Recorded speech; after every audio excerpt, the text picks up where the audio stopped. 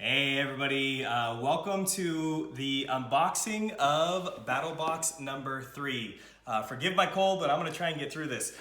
This is Battle Box number 3. We have the Cursed Pirate, who is co-created with Aaron Waltman, and we have the Artificer, who is co-created with Charlie Kaminsky. Both standout guys who made standout heroes. So this is kind of what the back of the box is. You can see all of their beautiful components. I still love what Gavin put together for how all the back of this box looks. And let's dig into it. So I'm gonna open this on up, and first we'll pull out the Artificer. So I'm gonna open his tray up, and we got the nice tri-fold hero board.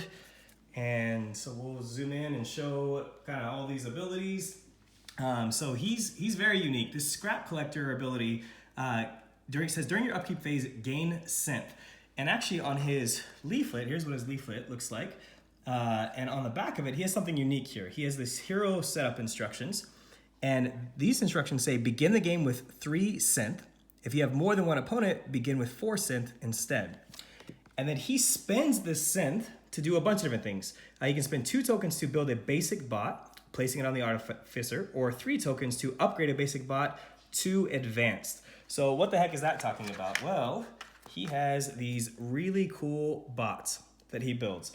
And like everything else, they all have their place. They fit right on this leaflet right there. And they have a basic side, and it tells you right here that to activate a basic costs 2 synth. And then if you flip it over, if you upgrade it to advanced, now it only costs you 1 synth to activate. And so a nanobot is, you can inflict these nanites throughout the course of the game, and then you may activate this bot during your upkeep phase. Upon activation, detonate all nanites. So based on how many nanites they have, it will do a different amount of damage. So you could activate it right away and only do 1 damage, or you could save up to you have 3 and then activate it and do 5 damage. It's a really fun mechanic. The cool thing is that the nanites, at the start of every turn, an opponent afflicted with these during the upkeep phase will roll 1 die.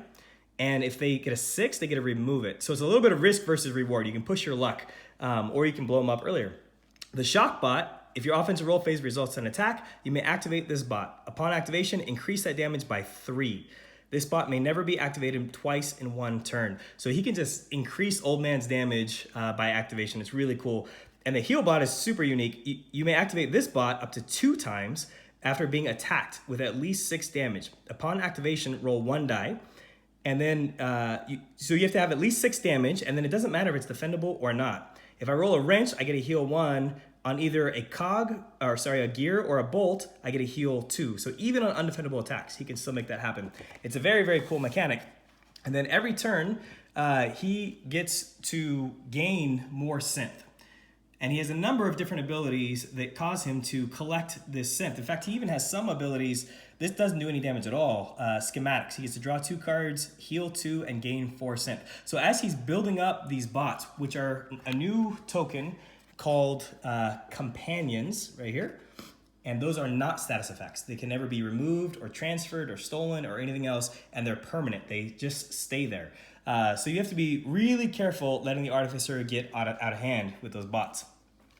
Then he has some abilities like Overclock. Deal 6 undefendable damage and then activate up to 2 different bots. Or Maximum Power. Gain 2 synth, inflict a nanite, deal 10 damage, then activate up to 2 different bots. So not only is he doing 10 damage, but he could also heal, he could increase that damage. There's tons of cool combos that he can do. He's a very, very fun hero. Kudos to Charlie Kaminsky for helping us create him. I'll show his, here's Arcane Shields, and here's his promo card, Synthesize. This is one of our stretch goals. Roll 1 die, and on a bolt, gain 5 synth. On any other outcome, draw another card. So he's a lot of fun, and I gotta show his dice, of course. Here are the Champion Swirl dice. These came out, I love those bolts. They came out really fantastic as well. So that is the Artificer. Now let's open one more. We'll look at the Cursed Pirate. Oh, the Cursed Pirate. She is extremely unique. Oh, I should note, actually, one last thing on the Artificer. He is the first and only hero we have ever made who is a complexity 6. He's easy to start playing, but he's very hard to play well. You can spend synth on a lot of different things at a lot of different times, and it's difficult to know how to play him efficiently. The Cursed Pirate, you'll notice right away something's a little different here. She has this little cover Why does she have that? Well, we'll get to that in a second. But here is the beautiful Cursed Pirate board. And she also has some setup instructions on the back of her leaflet. And they tell you, before you start the game, gain 3 cursed doubloons and place your hero board human side up.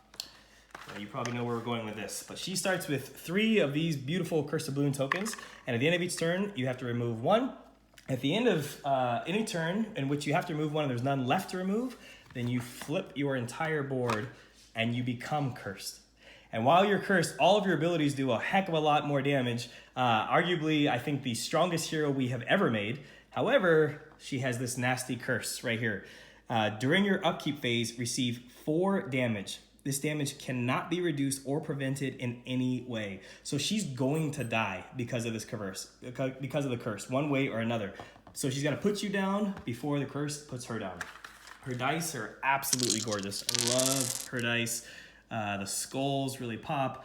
These, of course, are the swirl dice. You can see that nice marble effect with all the different sides there. These treasure tokens, she has lots of fun things like X marks the spot, where you can gain 1 CP, roll 3 dice. You could end up dealing 2 damage per sword that she rolls, or per cutlass, I should say. Draw 1 times the number of treasures you rolled, and gain 1 times the number of skulls you rolled as cursed doubloons. She also has fun games she plays, like Walk the Plank. Choose one, either steal a CP or opponent discards 1 card of their choice. She, in fact, has tons of games, like this card she has. Cursed cards. Choose one, draw 1 card, or receive 2 damage and draw 2 cards, or receive 4 damage and draw 3 cards. She has lots of fun choices to make. She kind of plays games. Here's a few more of her unique cards. Here's her promo card. It says, roll 1 die, and on a skull, inflict Parlay on a chosen opponent. On any other outcome, draw 1 card. So what the heck is Parlay?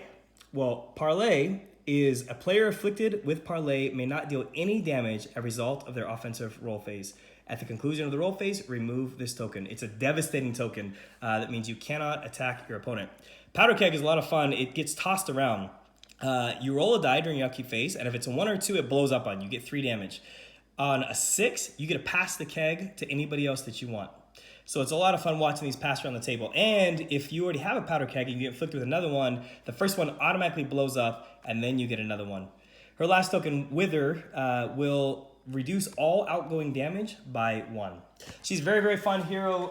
Kudos to the guys who helped make this, Charlie and Aaron. Anyway, that's it for number 3 unboxing. Thanks, guys. Have a great night.